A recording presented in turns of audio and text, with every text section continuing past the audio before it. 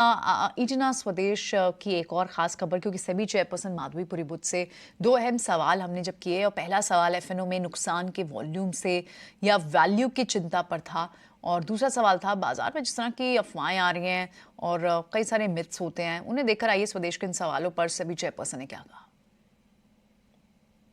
डर या चिंता जो सेबी की है वो वॉल्यूम को लेकर रहती है या फिर जो नुकसान की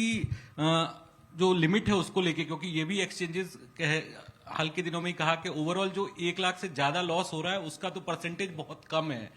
बाकी ज्यादातर जो 80% जिनको लॉसेज हो रहा है वो तो 1 लाख से कम वाले ही है। तो सेबी की चिंता किस फ्रंट पे ज्यादा होती है? देखिए, हमारी चिंता नहीं है, हम सिर्फ यही सोचते हैं इन्वेस्टर के हित में कि देखिए आप लॉन्ग टर्म इन्वेस्टमेंट करिए,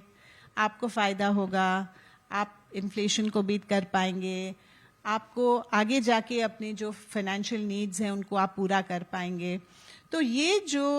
ट्रेडिंग है और एफएनओ में ट्रेडिंग है उसमें ज्यादातर घाटा ही होता है। अब किसी को 10,000 का घाटा हुआ, किसी को 5 लाख का हुआ, एवरेज निकलता है वही 1 लाख। तो